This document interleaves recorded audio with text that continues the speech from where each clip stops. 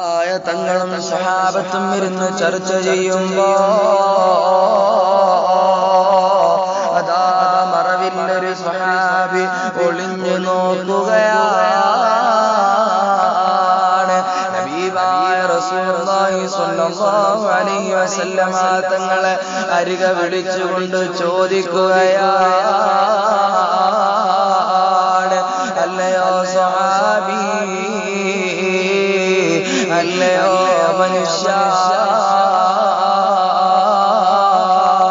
എന്തിനാണ് ഇവിടെ ചർച്ച ചെയ്യുമ്പോ ഒളിഞ്ഞു നോക്കിയതെന്ന് ചോദിച്ചപ്പോ ഹബീബായ തങ്ങളോട് പറയുകയാണ്, നബിയേ, എനിക്കങ്ങയോട് കൂടി യുദ്ധത്തിന് വരാൻ ആഗ്രഹമാ, അടങ്ങാത്ത അഭിലാഷമാ, എനിക്കൊന്ന് വരാൻ കഴിയുമോ നബിയേ? ഹബീബായ റസൂലുള്ളാഹി സ്വല്ലല്ലാഹു അലൈഹി വസല്ലമ തങ്ങളെ സ്വഹാബത്തിനോട് മുൻപാകെ പറയുകയാണ്, അല്ലയോ മനുഷ്യ, നിനക്കതിനുള്ള ക്വാളിഫിക്കേഷൻ ഇല്ല, നിനക്കതിന് കഴിയില്ല, നീ ഹൈറ്റില്ലാത്ത നീളമില്ലാത്ത മനുഷ്യനല്ലേ, അതുകൊണ്ട് നീ അവിടെ ഞങ്ങൾ യുദ്ധത്തിന് വന്ന ഒട്ടകങ്ങളും കുതിരകളും നിൽക്കുന്നുണ്ട്,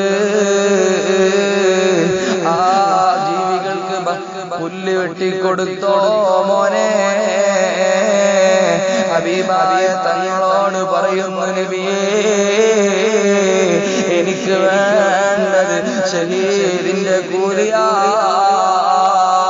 നബി തങ്ങൾ പറഞ്ഞു, മോനെ, നിനക്ക് ഞാനത് തരാ എന്നങ്ങ് പറഞ്ഞിട്ട് ആ മനുഷ്യനതാ പുല്ലരിഞ്ഞു കൊടുക്കുകയാണ്. സുബ്ഹാനല്ലാഹ്. യുദ്ധം കഴിഞ്ഞിട്ട് ഗനീമത്ത് വിഹിക്കുമ്പോ ഹബീബായ തങ്ങൾ ഒരു കിഴിയെടുത്ത് മാറ്റിവെക്കുന്നു. ഇതാ കുള്ളയായ സ്വഹാബിക്കുള്ളതാണ്. ആ മനുഷ്യനിത് കൊണ്ടുകൊടുക്കെന്ന് പറഞ്ഞപ്പോ ഒരു സ്വഹാബി അത് കൊണ്ടുകൊടുത്തപ്പോ ആ മനുഷ്യനത് വാരിയിട്ട്, എനിക്കിതൊന്നും പോരെന്ന മറ്റേ ഹബീബിന്റെ അതിർത്തിലേക്ക് ഓടി വരികയാണ്. എന്നിട്ട് വന്നുകൊണ്ട് പറയുന്നു, നബിയേ, എനിക്കിതിന് ആവശ്യമില്ല, എനിക്കങ്ങയോടൊന്ന് തൊട്ടുരുമ്മി നിൽക്കാൻ, അങ്ങേക്കൊരു പ്രൊട്ടക്ഷനാവാൻ എനിക്ക് അഭിലാഷമാ, എനിക്ക് ആഗ്രഹമാ. ഇതങ്ങ് കേട്ടിട്ടങ്ങ് പറഞ്ഞിട്ട് ആ മനുഷ്യനോട് റസൂലുള്ളാഹി തങ്ങൾ പറയുകയാണ്, മോനെ, നീ ആ വാളൊന്ന് പിടിക്കടാ. കുള്ളനായ സ്വഹാബി വാളെടുത്തപ്പോ ആ സ്പോട്ടിൽ നിലം പതിക്കുന്നു. തൽക്ഷണം അതാ വീഴുകയാണ്.